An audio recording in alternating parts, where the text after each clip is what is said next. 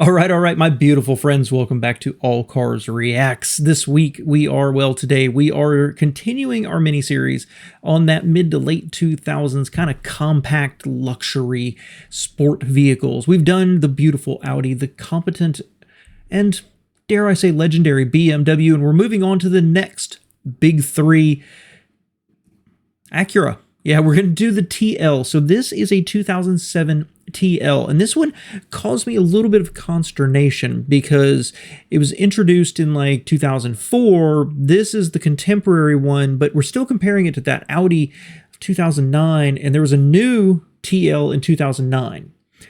But I think I'd like that one even less. So I stuck with this one. You may agree, you may not, but it'll be fun to see because, yes, I have thoughts. And most of them revolve around the fact that I tend to like Hondas. I want to like Acura, but they got worse and worse through the 2000s and into the 2010s, and finally kind of halfway started to rectify it again later. So, as always, make yourself comfortable. You and I are two old friends going to be chatting. Grab your beverage of choice. We have some leftover half-calf this morning, and let's see what Motorweek said about it when it was new. Your host for Motorweek, John Davis. Well, hello and welcome again to Motorweek. We're glad to have you with us. We're long-term fans of the Acura TL. This entry-level sport luxury sedan has always impressed us with its combination of performance, posh, and price. But as capable as the TL is, it lacks much of the sheer driving excitement of its German competitors. So to fill that void, Acura is reintroducing the athletic Type S for 2007. But can a harder-hitting TL make a dent in its rivals' appeal?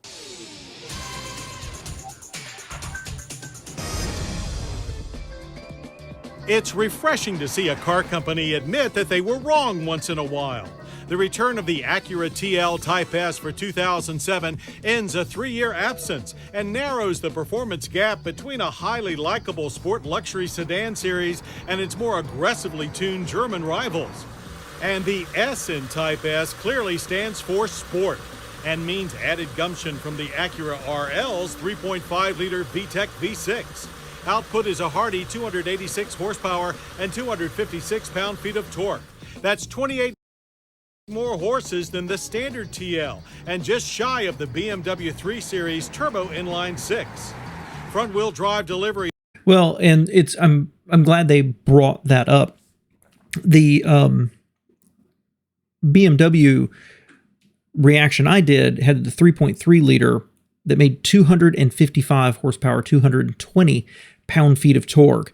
And so this thoroughly competitive engine, and I like the 3.5 liter from Honda. It doesn't sound as rich as the inline 6 from BMW, but few things in the world do.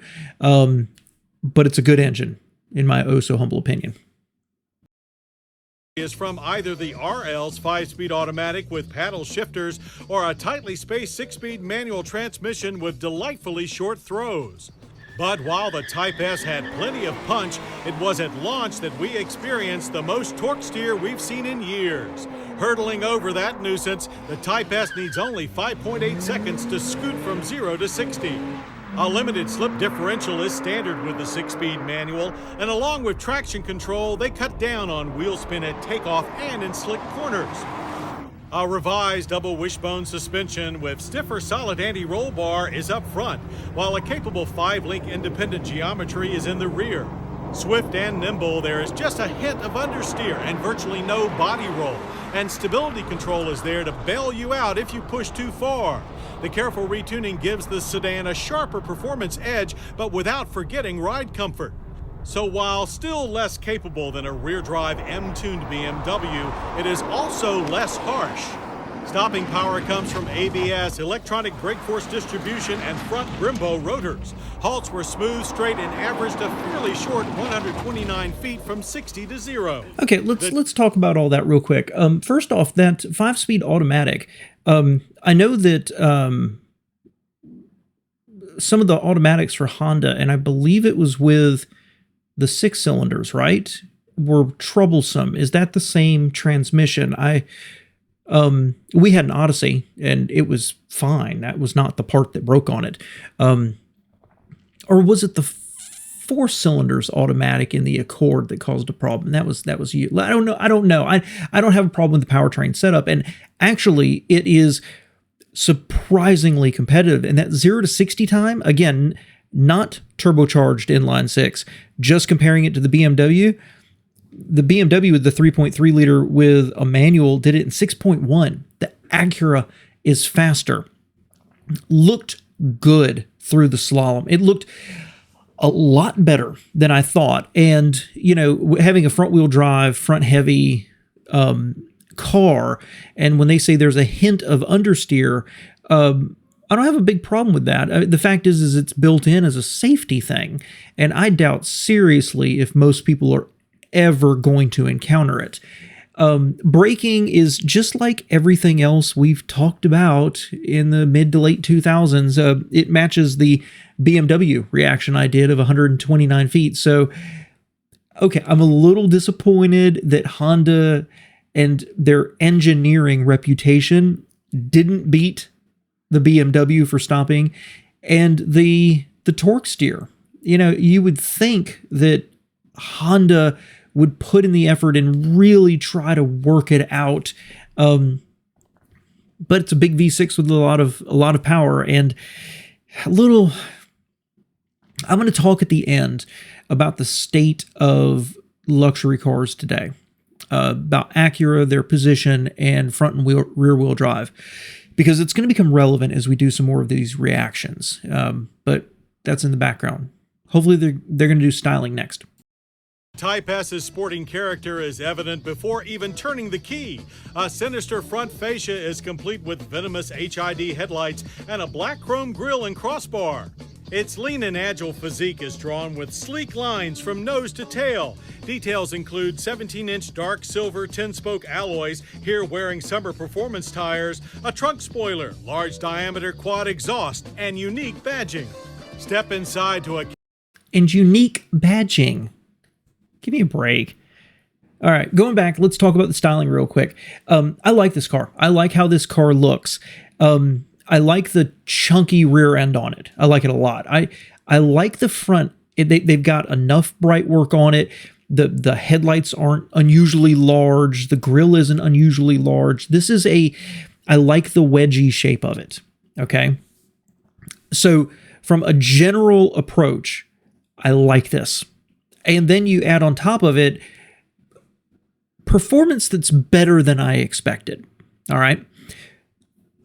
But then you look at this and think about the Audi or the BMW that just we've talked about already, and some of the other cars you know are coming. Is this better looking, more prestigious, or does it have that certain special something? By itself, right? There we go. Just looking at the car, it is a really good looking car. No doubt about it, I would be happy to drive one of these. Compared to the BMW, the Audi, let's say the Mercedes, and some others I've got in my mind, well, it doesn't look special. It looks awesome, but not special.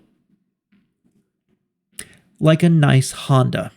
And that's not necessarily a bad thing.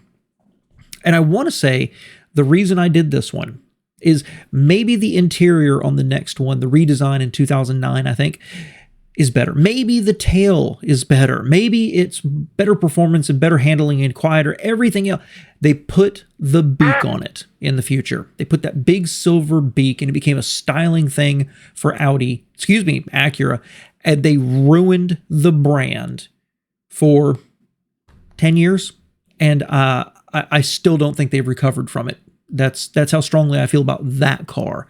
So styling, it looks great. I'd love to have one, but it doesn't look special. Let's look at the interior. Step inside to a cabin that is very much a cockpit, but with a swarm of look-alike buttons, you may feel you need a co-pilot to fly this thing. Nevertheless, the dash and gauges are seamless, serious, and sophisticated. The Type S's dark trim is fire-branded with red gauge illumination instead of the TL's blue. The high-bolstered and embroidered leather-heated sport seats look race-ready. And no need to worry about options. The Type S comes only one way, loaded. From an impressive DVD audio surround system to seat memory to navigation with rear-view camera and AccuRelink real-time traffic. The rear seat is really only made for a couple, but is roomier than a 3 or 5 Series BMW. A lockable pass-through provides some cargo versatility, while the wide but shallow trunk makes room for an ample 12.5 cubic feet of luggage. Government fuel... When did 12 cubic feet become ample? Anyway, that's a good-looking interior. You know, generally speaking, it's good looking. I think it's a little bit of an ergonomic nightmare, but I think Honda in general, Acura specifically, was figuring out the infotainment navigation screens and how everybody's going to interact with them, and other manufacturers were as well. And so you end up with this absolute mess around the navigation screen. You know what I'm going to say. I wish it was a little lighter. I wish it was a little more open, but it's supposed to be sporty, so it's more cockpitish. Generally speaking, broadly speaking, I like most everything about it. I think the hints of bright work are great. I think the style of the dash and kind of what they did in front of the passenger seat, I think that looks fantastic. There's nothing here that looks bad, and there's nothing here that looks low rent. All right? But does it look as special, all right, I'm going to keep coming back to that word, as the European brands? Acura is doing their own thing here, and they're doing it at a high quality level. But do you still end up with just nice Accord? I like the interior, but it still feels kind of reserved. And you can see Acura leaning into the we're going to be more the tech company than the luxury company. Oh, and the back seat, great space. That's fantastic. It has more space than the 5 Series, and this is a competitor for the 3 Series. That's fantastic. And I want to say, there was, in the old days, Motorweek would do trunk reviews, and they had those suitcases, and they were always acting like they were so heavy, like they were filled with bricks, lugging them and throwing them into the trunk to show you how much would fit in the trunk. Isn't it funny that here we are in 2007 and they just put a little soft-sided cooler back there to show you how big it is? Government fuel economy ratings for the Type S manual are a respectable 20-city, 29 highway. Our tester managed a combined loop of 22 miles per gallon on premium gas. The Type S has an energy impact score of 14.3 barrels. That's its total oil consumption for a year. Lower and better than most rivals, it indicates Acura believes in responsible driving enthusiasm. Pricing for the fully equipped TL Type S is very straightforward. The base MSRP is $38,795 and only $200 more for the summer performance tires. With the return of the TL Type S, Acura is not only serious about stalking its German sports sedan rivals, but those from Lexus and Infiniti as well. It displays understated style, ready and willing power, and excellent balance and control from the chassis down to the tires. The only question that still lingers is, why did they get rid of the Type S in the first place? So, that pricing. Well, they only gave the price for the Type S. They didn't give like the base model of the TL. That competes very favorably, a little bit less expensively than the Audi A4 with the V6 and a Quattro. That would be a little over 40,000, almost 41,000. The BMW, not turbo, 37.5. So this is right there and competitive with its friends. And you know, I'm coming to the conclusion, especially with the list I made here of cars I want to go through, as disappointing in overall as I found the compact SUVs of just a lot of generic, they're kind of ugly and don't like the interiors, and just everything was just kind of okay at best. This is really exciting because when you start thinking about everything I'm going to be looking at, the mid to late 2000s for this compact luxury space was really awesome. It was really kind of special. There's so many good cars, then you can make an argument for any one of them being your choice depending on your preferences. So one thing I promised to talk about was kind of the state of luxury cars. And I think we all have to generally admit the Germans won. I mean, you look at what Jaguar is doing. You think about Saab is gone. What Volvo, now they're not Nordic anymore. Rear wheel drive won in the luxury space, and Cadillac has moved back that way. But the sad thing is, and that means you've kind of got two tiers. You've got the Germanic tier of rear wheel drive, and you've got the others. And that can be all inclusive down here, but a lot of times it's front wheel drive. And so maybe Audi, I throw it in there as Germanic, of course, and they lean heavily into their all-wheel drive technology and advertising that. But you think about the TL, and you think about Lexus, and you think about some of the other ones we've got coming up, including the Volvo I mentioned earlier. And there's these two tiers, and the V6, the front-wheel drive ones are just taken less seriously. As good as they might be in terms of handling and feel and everything else, they're second tier. And part of that is the failure of manufacturers to really aim to beat the Germans. And part of it, in terms of like interior quality or comfort or technology or whatever it happens to be, and part of it is that with front-wheel drive moving to every single everyday pedestrian car, right? Your Dodge Omnis or your Toyota Camrys. And what remained rear-wheel drive were German luxury cars and their rising reputation in the 80s and the 90s, or performance cars. And so those two are together. If you're buying rear-wheel drive, you're getting the performance setup. And so you've got these cars they're front-wheel drive, and no matter how good they are criticized because they're front-wheel drive. And I take issue with that, because you go back in history and you look at, was it the Cord 810? You look at one of the earliest Indy 500s, and they didn't win, but one of the top competitors, I think a couple of the top competitors, were front-wheel drive cars. Cadillac had front-wheel drive cars for decades. Huge luxury sedans. It was luxury. The Olds Toronado. And now, I think for a lot of people who like to split hairs on things, well, that's front-wheel drive, so it's never going to be as good as the Germans. I think that only matters, really, truly matters, if you're taking it out and racing it, if you're autocrossing it. My issue with this car is really simple. I think, I don't know it's the peak of Acura, because the vigor and the legend and everything else was so good. The RL, they were so good. And Acura successfully found its own spot below the Germans that was a little bit different, but high Japanese quality. And they staked out a place. And I feel like they lost their way. And I feel also like this is kind of the last gasp at it, because there's nothing about this car that I hate.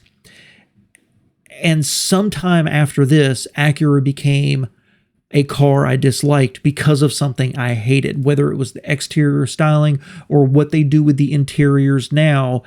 They're just second-class luxury. But this car, if you bought this car because you liked it more than a German or another brand, I totally get this. I think this car is handsome. It's spacious. Imagine how comfortable this would be, and how how long-lived it would be. I still say it looks like nice Honda. It doesn't have that certain special something when you drive it compared to like a Mercedes C-Class, but it has a lot of positive attributes that make it a really strong contender, just kind of off-center from what BMW and Audi and Mercedes and others tried to do. I like this car a lot. I think it's the start or the last step before Acura started going downhill. And that makes me really, really sad, because having just been to the auto show, having just looked at new Acuras today, and every single one of them being like, I like the exterior styling, but ew, the interiors are still too funky. Why won't they just do luxury? They have to look like this high-tech something.